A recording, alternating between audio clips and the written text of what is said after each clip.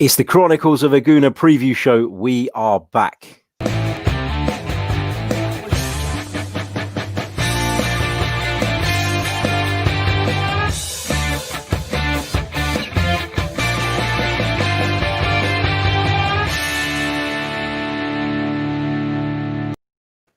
Hello and welcome back to the Chronicles of a Gooner, the Arsenal podcast brought to you by AMS Media. As ever, I'm your host, Harry Symeou, and we are back bringing you a Premier League preview show. It feels like forever since we've done one of these, and I cannot wait to see the Gunners back in competitive action. Although Manchester City are our opponents, so there's a good chance we'll be fairly miserable by the end of tomorrow night. Joining me on this edition of the podcast to help me preview the game is a very talented football writer, a Manchester City fan, and a friend. It's the brilliant James Thompson. James, welcome to the Chronicles of a Gooner, mate. How are you, first of all? I'm not too bad, mate. How are you? Not bad, not bad. Excited, buzzing that football is back. Well, it will be back tomorrow. As I said, it's not the ideal fixture from an Arsenal perspective, but football is football, so we're glad to have it back and to be getting back into the swing of things. We're going to look ahead at the game. I'm going to get your thoughts on a few topics, Manchester City related, get your take on some of the ongoings at the Etihad this season and your thoughts on Mikel Arteta as well. But I'm going to start off by letting our listeners know how they can watch the game. First of all, it is live on Sky Sports. It's an 8:15 kickoff, and you'll be able to tune in and watch that one live. Now, in terms of the Premier League head-to-head record between these two sides, there have been 45 fixtures between the two. Manchester City have won 12 of those. Arsenal have won 23, and there's been 10 draws. But actually, 5 of Manchester City's wins in this fixture have come in the last 5 meetings between these two clubs. So it shows you a real shift in power when you look at these two. James, I want to start off by talking about what's happened at City this season, because they are well off the pace in terms of where Liverpool are. And that shouldn't take anything away from Liverpool, because they've been excellent. They've been like a machine. They were like a machine last season as well. But Pep Guardiola's machine was slightly better oiled. And you guys went all the way in the end. What's different about Manchester City this season? And what do you put the fact that, you're 25 odd points behind down to? There has been some problems this season. The injuries. Pierre-Emerick and Leroy Sané have been out pretty much the whole year. And, they've been two, I'd say, crucial figures in City's success over the past 2 years, certainly with Sané's attacking prowess. He's one of the most dangerous attacking players, I'd say, in Europe, to be honest. And then Laporte, when he joined in January 2018, he slotted in absolutely perfectly. He's so calm on the ball. It's like he's been playing for years and years, and he's still only fairly young. Him and company together towards the end of last season were just excellent together. And there's another thing that's an issue as well. No company anymore. Such a big figure like him on the pitch and in the dressing room as a voice and a leader. With him at Anderlecht now, his absence is, huge as it was on the pitch. Do you think that Pep Guardiola has, I guess he's been stuck for centre halves and he's had to move Fernandinho back into the defence? How much of an impact has that had on the balance in midfield? What do you make of Rodri, a player who's come in and he's had mixed reviews in truth? I've been impressed with Rodri, because I think for such a young player, and you could say he's the perfect Pep player, because that's what he wants. He wants the sort of Sergio Busquets role. So that's how I think people see him as this Pep player who's going to just slot in perfectly and just do the business like Laporte has. But I'm a big fan of Rodri. I think he's shown what he is capable of, but I don't think he's the finished article as yet. I think he's had a good first season. He's not been brilliant, but Pep keeps picking him and he does okay. I don't think he's perfect defensively wise. I think he's could be a bit sharper in places, sort of like Fernandinho is with his athleticism and his ability to just get into players and get the ball back by any means. But I think if he stays for a while, I think he could become a really, really important player for City under Pep. Brilliant stuff. Let's talk about Mikel Arteta. Of course, he spent some wonderful years at the Etihad alongside Pep Guardiola, who he speaks so highly of. Whenever people mention his name in a press conference, you see this smile on Mikel Arteta's face. It's clear that not only did they have an excellent working relationship, but they had a great personal one too. What did you make of Mikel Arteta's time at the Etihad as a Manchester City fan? what sort of impact did he have personally on the team and the success that came as a result? Well, it was great to have him at the club because he's a big Premier League man. He's been in the Premier League for ages with Arsenal and Everton and so on. I was glad to see him move into coaching because I think it's just great to see Premier League players move on to that next sort of stage after they stop playing. I was happy to have him at the club. In terms of what sort of impact he had, I read somewhere that I think it was Raheem Sterling who said that he had a huge impact and good relationship with Arteta and how he improved as a player. And Sterling's been one of the most important players in City's squad over the past few years, and his development has just been incredible. So if he says that's down to Arteta, then obviously Arteta's had a massive impact at City and a big reason why they've been so successful recently. And when I heard he was wanting to get the Arsenal job, I thought that's great for him because that's his club really. So, and how long is he going to be wanting to be next to Pep in his shadow for all his coaching career? Probably not. So I'm glad to see he got his move. I'm glad to see he's doing well. I hope he can continue his good form when the Premier League comes. Obviously not against City now, but after that, I hope he carries on doing well for Arsenal, and then maybe next season pushes them to near the top four, where obviously they'll want to be and where he'll want to be. So I wish him nothing but success. And that's great to hear because, often football can be very, I guess, what's the word, very tribal. People don't want people to succeed at other clubs. And it is nice to hear of fans appreciative of the work that Mikel Arteta done at the Etihad and now wishing him the best at the Emirates Stadium. I mean, for me, he has come in and he's got everybody on side instantly from, when they were talking about Mikel Arteta coming in. And I remember at the time, because there were links with Carlo Ancelotti as well, who ended up at Everton, and he joined Everton, I think the next day or the day before. So there was a lot of speculation about those two and where they would end up. And for me, I was very much beating the Carlo Ancelotti drum because I felt like Arsenal had fallen so far that they needed somebody with experience, with I guess a commanding nature, somebody who you look at and you go, yeah, we know what he's about. He's the finished article. He's the real deal. And so I was worried about Mikel Arteta coming in and taking this job. But what I have to say is, although it's early in his tenure and we shouldn't make definitive judgments on where he'll be in the longer term, I think that he captured me from the first press conference. I thought he spoke so well.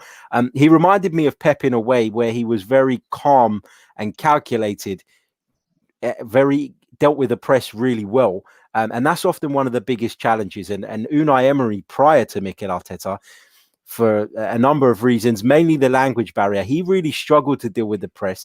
And that inability to communicate with the fans through that medium made it even more difficult for Unai Emery to succeed. So I think Mikel Arteta coming in, speaking the way he did, clearly getting the players on side as early as he has, for me, has gone a long way in mending the relationship between a lot of the fans who were fed up and the club now. So it's great to see that he's having an impact, and I'm really excited about what he'll bring to the table.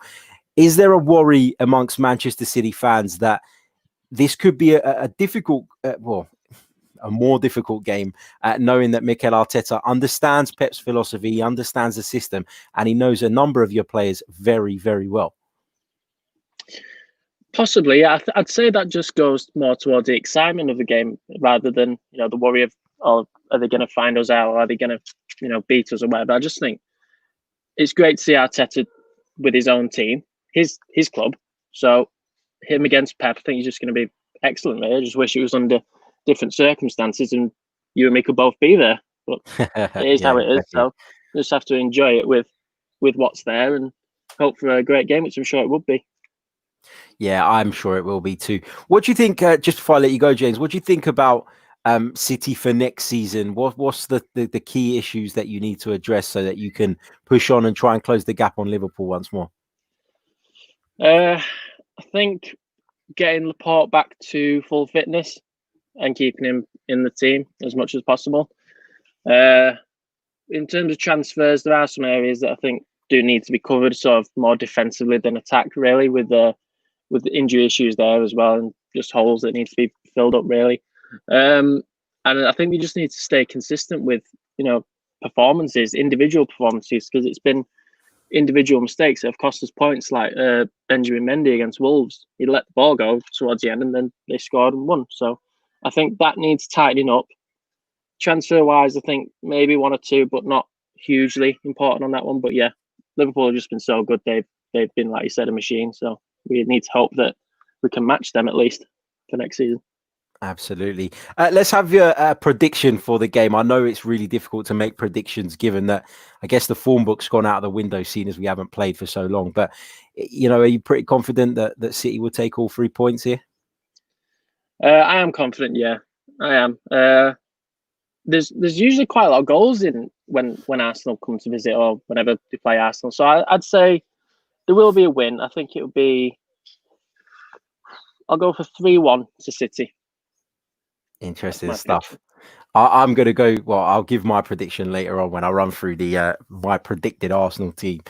James, thank you so much for joining me, mate. Really, really appreciate it. I know you're really busy, so I appreciate you taking time out of your morning, and I'm sure we'll speak again very, very soon. Absolutely. Cheers, mate. Thanks for having me. Cheers. Thanks for joining us, mate. That was the brilliant James Thompson, football writer, Manchester City fan.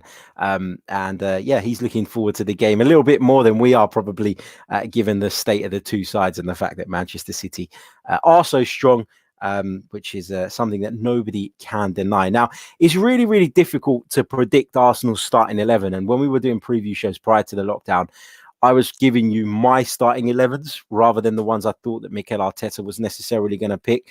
So we're going to continue in that vein, and I'm going to go through the team that I would pick for the game at the Etihad tomorrow night. Starting with a goalkeeper, I think this one is a no-brainer. I think it's got to be 100% Bernd Leno.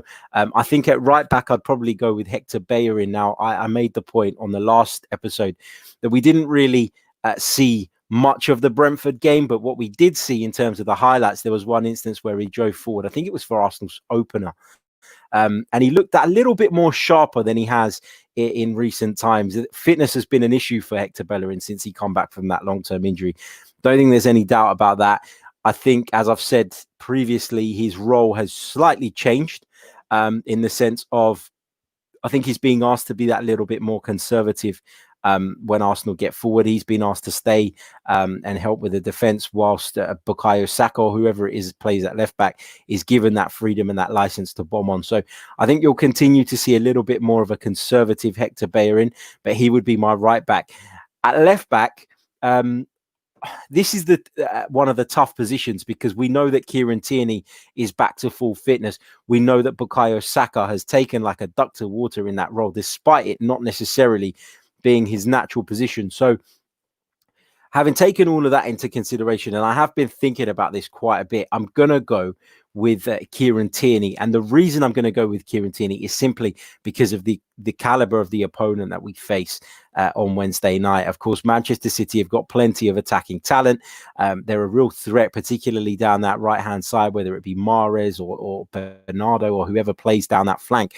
I do worry about the defensive side of it. So I'm going to go with Kieran Tierney just because he is naturally a left back.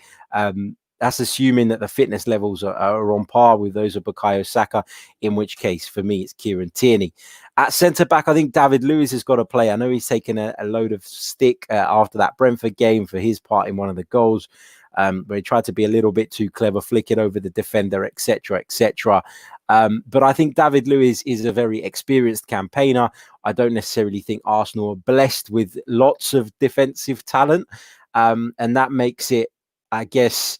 it increases David Luiz's chances of playing. So I go David Luiz. That's me. I know a lot of you are going to disagree with that probably. And alongside him, it's a toss-up for me between Shkodran Mustafi and Pablo Mari. Given that we've seen the advantages, in my opinion, of playing with a left-footed centre-back in the way that we can build up play from the back, and I'm very sure that Mikel Arteta is going to want to continue to develop the team into playing his style of football, I think I'm going to go with Pablo Mari. However, I will say that Shkodran Mustafi has improved significantly since Mikel Arteta's come in. That doesn't necessarily mean that, again, I think he's the finished article or that he's good enough for the longer term, but it is worth noting that he made an error at Chelsea where we ended up getting the 2-2 draw. But other than that, I think he's been a pretty well, at least better than he was in previous times. So that's my take on the back four. So it's a Bernd Leno in goal, Hector Bellerin, David Luiz, Pablo Mari, and Kieran Tierney. Moving into the midfield, I think it's a no-brainer here for me. Obviously, Lucas Torreira's not available, or it doesn't look like he's going to be available. So for me, it's got to be Granit Xhaka and Dani Ceballos. I think that we saw signs that can work before the break. I think in terms of Dani Ceballos, he's proved me wrong in the last few games, showing that he does have a dogged side to him. He can be tenacious when he needs to be, and he can play that little bit deeper. So I think, I think that's what I'll go with. Xhaka and Ceballos, I think, given what we have available to us, I think that's the best balance. I think maintaining possession is going to be key at Manchester City, because if you give them 60, 70% of the ball, they're going to break you down eventually. And I think what Ceballos allows us to do is do that a lot better than Matteo Guendouzi does, as industrious as he is, as energetic as he is. I think that will be Mikel Arteta's choice, and it's my choice as well. And I think that Guendouzi hasn't necessarily impressed Mikel Arteta too much. Before I move on to the rest of the team, guys, if you've got any questions, leave them in the live chat and I'll come to them before we wrap up the stream. Big hello to everyone watching us live on YouTube, and a big hello to everyone listening via the audio as well. Please leave us a review, subscribe, hit the like button. You know the drill by now. And don't forget to visit the Chronicles AFC website as well, which has had a real revamp of late. And it is flying at the moment in terms of the visitors. So we're really, really pleased with that. So my midfield pivot is Granit Xhaka and Dani Ceballos. Moving forward, I'll go with Mesut Ozil. I know a lot of people are going to disagree with that as well. He's a player who divides opinion. For me, he helps Arsenal maintain possession. He drops into the half spaces quite often to receive the ball, which gives us an additional option. And I think we do move the ball and hold the ball a lot better when he's in the side. But I also appreciate that he's not necessarily the most industrious player. He's not necessarily defensively mindful, which may put some people off. So I understand if there are those out there who feel that would be the wrong choice, but that's my view on it. That's my take on it. Mesut Ozil plays for me. The other option is Joe Willock, who I think has done well. I spoke about Joe Willock actually a couple of episodes ago, in that I think that he does offer a lot in that final third. He does work hard. He brings an energy, a drive, a directness to this Arsenal team. But for me, I'll just stick with Mesut Ozil. So that's what I'm going with. Up top, I'll go with Alex Lacazette through the middle, because I think that Arsenal are going to need to make the ball stick when we do get it up there in order to allow people to join in with the play. I think he creates...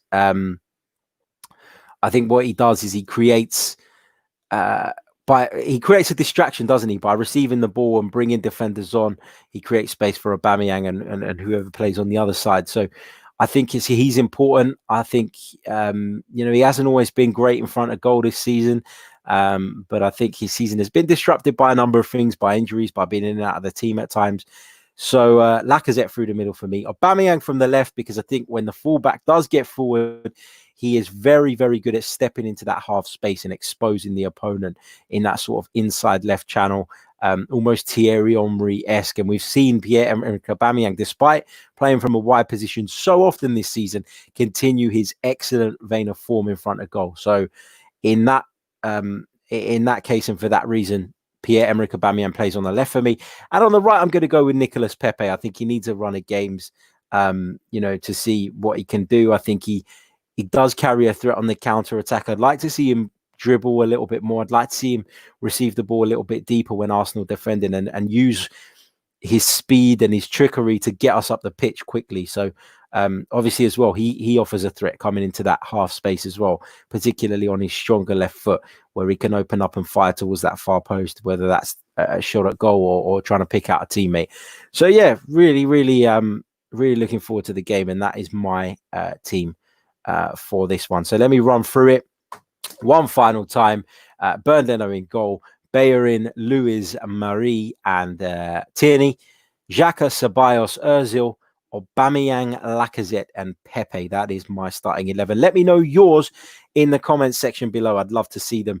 And I'd love to hear your reasons as well for making the selections that you do. Let's touch on Mikel Arteta's press conference yesterday. Was so strange seeing a virtual press conference. And I know when we watch him on TV, normally we only see that really close-up angle anyway. But he was using a green screen, just like me. And dare I say, theirs was really, really bad quality. It looked terrible. He looked like an alien sitting in, like it was just like I know it's an illusion. You're not really got that behind you, but it just looked funny to me. It didn't look right. I couldn't get used to it. But I suppose given the current climate, it's something that we're going to have to get used to a hell of a lot more. He spoke about the Pierre-Emerick Aubameyang contract situation. That was obviously going to be one of the big talking points. He was asked about how he's feeling about that. And of course, that comes in light of Pierre-Emerick Aubameyang's comments just a couple of days ago, in which he essentially called out the board and said, do your jobs, you know what you have to do, which says to me that he knows exactly what he wants. He says to me that he's communicated exactly what it wants. But I also think that in Pierre-Emerick Aubameyang's case, this is not just about how many zeros get added onto the end of the contract. I do think that there is a desire from Pierre-Emerick Aubameyang to see Arsenal show some ambition in terms of their transfer business this summer. Now, I also appreciate, though, that this is a really unprecedented and difficult time. And whereas normally each summer, we're sitting there going, spend some fucking money. Come on, Arsenal, spend some money. I think this time it's... I think we've got to be a little bit more patient, a little bit more understanding of the situation. We've also got to take into account that having asked the players to take a pay cut, you then risk uproar if you decide to then go nuts in the transfer market. So I think there's a balance to be had here.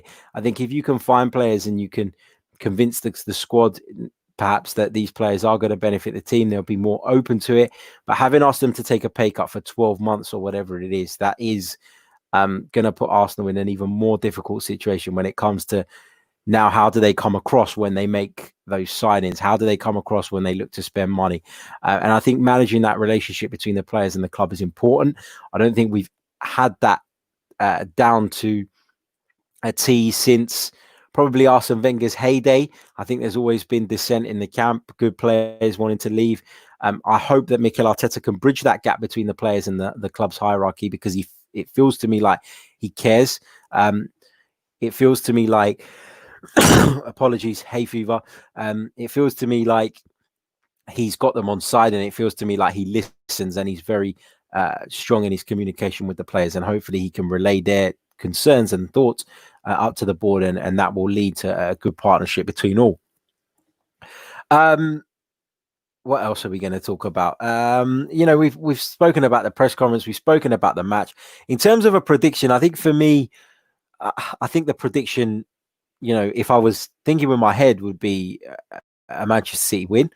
I think the atmosphere has been really different since football's return behind closed doors, and I refer to the other leagues that are already underway, in particular the Bundesliga, which I've done a lot of work on for Total Football Analysis in this last 5 or 6 weeks. So I think that the atmosphere will be different. I think there'll be a drop in intensity, like Mikel Arteta has alluded to, because there won't be that energy from the crowd. I think that was a great point he made. And I think that you've seen that in the other leagues as well. Does home advantage count for as much in this current climate? Maybe not. So that gives Arsenal a slight advantage in this one, but equally it works both ways, because when we play games at the Emirates, we're going to have the same issue.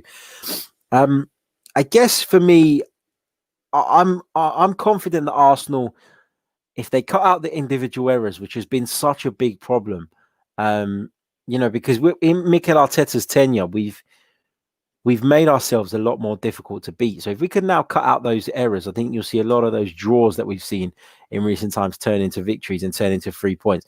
It's not to say I think Arsenal are going to go to the Etihad and win, but I'm confident Arsenal can get a draw. If I was a betting man, I'd go for 1-1. That's what I'm hoping for. That's what I think we're capable of if we perform. But we know that with Manchester City, if you're not at your level, very quickly you will find yourself in deep, deep shit, because they are a great side with a lot of ability. So that's my take on it. I'm going to go for a draw. I'm going to stick my neck out on the line and go for a draw. Now, last week we announced that you could become a patron of the Chronicles of a Gooner podcast. And I want to say a massive thank you to everybody who signed up already. It means the world to us. But what we did, following on from some feedback from some of you guys, was we decided to add another tier. So this is how it works. So you can simply support the podcast for £1, £1 a month, and you will become a Chronicles of a Gooner member, and you will get priority when asking questions on the shows. That's not to say I'm not going to take questions from those of you who are not patrons, so please do not worry about that. But patrons will be part of the membership scheme, and they can do that for as little as £1 a month. Now, we will be bringing the next tier of Patreon, which is £3 a month, some exclusive content over the course of their membership. Now, that's not to say that we're going to reduce the content that we're doing here. Everything you're currently getting now, you will still get it for free. But if you want to become a patron and support the podcast and help us achieve our goals and help us bring more people on board and offer opportunities to those who are looking to break into the world of sports journalism, just like I did, then please do become a patron and you will get some access to some exclusive content. The first bit of exclusive content will be a player ratings video, which will come immediately, well, within half an hour of the conclusion of Arsenal versus Manchester City on Wednesday night. So I'm really looking forward to doing that. You'll be able to communicate with us via the Patreon channel as well. So you can do that by heading over to patreon.com/the Chronicles of a Gooner. The link will be in the description. And I thank you all for your continued support. Again, I want to reiterate, though, it is not compulsory. We'd love to have you on board. We'd love to have you as members. And of course, those who do sign up will get their free gift after 3 months of membership as well. So plenty to look forward to. But yeah, just wanted to put that out there again. Thank you so much to everyone who signed up already. And do not fear, there is plenty more to come. In terms of the game on Wednesday night, now I'm going to be working on commentary. I am commentating for Total Football Analysis via Hot Mic, which is a cool little app where you can download and you can sync our commentary with your television screens and essentially have it all in sync and in time. It's an alternative view. Obviously, you'll get an Arsenal view for myself, but I'm also joined by one of the most talented analysts in the football world. His name's Lee Scott. He's recently written a book on Jurgen Klopp, which is due to come out very, very soon. But his first book, which was a huge hit, was on Pep Guardiola. And Lee Scott will give us some incredible insight tomorrow, live during the game, on the tactical battle and how that is unfolding. So you can come and join us. Sign up to the Hot Mic app using the promo code TFA 2020. Give us a follow on there. Plenty of broadcasts to come, and tomorrow we'll be covering Arsenal versus Manchester City, which I'm really looking forward to. Right, let's go over to the live comment section and see what you guys have been saying throughout the show. Carol says, Harry, these podcasts are a bit early to catch live. My apologies, Carol, but with it being a preview, I wanted to get it out as early as possible today. And by doing it early, it allows me to get the audio out early, and as many people as possible can tune in ahead of this game. So that gives you all of today and all of tomorrow in the lead up to the game to listen. Thank you so much. Omar, looking ahead to tomorrow's game, says, I'm excitedly scared. Yeah, I think a lot of people are feeling that way, my friend. Let's see what else we've got here. In terms of a prediction, we've got Azzy. He says, I'm going for a Desmond 2-2. Omar says 3-1 to City. Let's see what else we've got in terms of predictions. Let's have a look. Graham Sutherland says 2-1 or 3-1 to City. We might sneak a 2-2 if they are rusty. So those are some of your predictions. In terms of the team selection, lots of people slightly disagree with my team, which is absolutely fine. That's what the chat is for you guys to express your views as well, which is great stuff. As he also points, when I was talking about books, he says, talking about books, Wenger's got an autobiography coming out. Absolutely, he has. I've pre-ordered it from Waterstones. If you haven't already, do so. I think there were some signed copies available, actually, if you pre-ordered it by a certain time. I don't know if there's still some of those available. Hi to Robel. Hi to Carol. Hi to Francis, who is joining us from Hong Kong. Welcome to the show, mate. Let us know what time it is over there, because I can imagine it's quite a big time difference. And And let's have a look at some of your questions now. Azzy, do you feel as Arsenal fans you need to lose one of Lacazette or Oba to move forward? Fitting both in the team, do you feel it works or not? I think that in the long run, I think we need to settle on one or the other. I think the reason Arsenal are reluctant to do that at this moment in time is because of the situation with Pierre-Emerick Aubameyang's contract. I mean, you risk, if you sell Lacazette, you risk losing him. And I think there's a reluctance to put Lacazette ahead of Aubameyang because of, you know, the goal returns that the two players bring. I think for me, Pierre-Emerick Aubameyang has proven that he can play from that left-hand side. And people will say he's not suited to the role, and I get that. He's ideally he's not.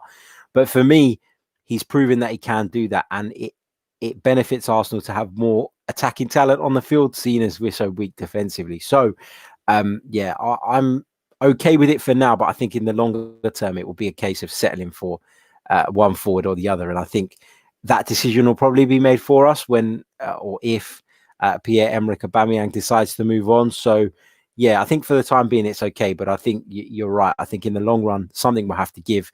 And I just fear that decision will be taken out of Mikel Arteta's hands for other reasons. Francis asks, we've got quite a number of centre-backs. Who do you think needs to move on? This is a tough one. Because really, in an ideal world, you'd love to just wipe the slate clean and go out and get some decent central defenders. But we know that isn't ever going to be the case. Arsenal aren't going to be in a position to just chuck in, a number of these centre backs. I think that the ones that I think are more advanced than the others, and I'm just going to do it like that, is David Luiz. I think Mustafi's better than most, contrary to public opinion. I think Pablo Mari is great. Based on what we've seen so far. I'm not convinced by Rob Holding since he's returned, but I'm willing to give him more time because I think that the injury had a massive impact on him. Callum Chambers, again, is another one. Long-term injury. Don't know how he will deal with it when he comes back. I think Mavropanos should just be moved on. I don't think he's ever going to make it at Arsenal, being harsh and to the point. I'm interested to see William Saliba's progress, and William Saliba's level will determine whether we then get rid of one or the other. So, that's going to make a massive difference in terms of this question. In terms of Socrates, look, again, he's not someone I want to see play at the Arsenal for a long time. He's not someone I particularly rate, but he is there at the moment. He is experienced. He does plug a hole from time to time. And again, I go back to that same point. When you haven't got any standout central defenders, it's difficult, isn't it, to make these kind of choices and say who needs to go.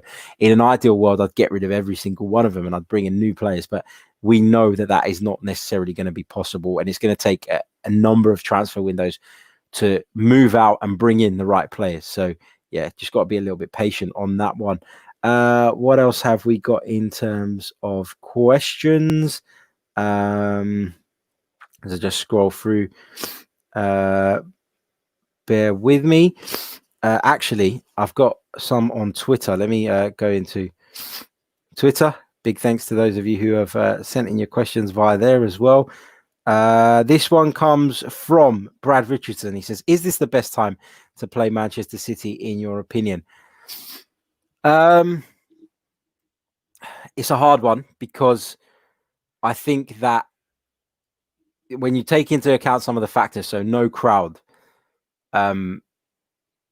rustiness, I think then, yeah, it does weaken Manchester City, but those same factors, I think, weaken Arsenal as well. So I'm a little bit reluctant to say that this is a better time to play Manchester City than it would have been prior. Given the whole thing about home advantage being, I guess, essentially wiped out, I think I slightly argue in that it's better now than it would have been. But I also think Arsenal were in a good run of form going into the original fixture, and had we played that, I was relatively confident that we could turn up and give a decent account of ourselves, if not get a result. So yeah, that's where I'm at on that. Thank you all for your questions. Thank you to everybody who's tuned in. Really appreciate it, and we look forward to the game tomorrow. Don't forget, as I said, you can join me for live commentary alongside Lee Scott via the Hot Mic app from around about 8 o'clock. We'll be diving into the game, looking at the two teams, and then taking you through the entire 90 minutes. So please do come and join us. Yeah, That's it. Thank you so much. Don't forget, if you want to become a patron, the details are on the screen below. If you're listening via the audio, it's patreon.com/the Chronicles of a Gooner. You can sign up, become a member for £1 and support the podcast, or you can become a super fan and receive exclusive content for just £3 a month. We thank you all for your continued support. We'll be back very, very soon. We'll be back on Thursday morning, looking back at the Manchester City game. So until then, take care of yourselves. Enjoy your Wednesday, and come on, you Gunners.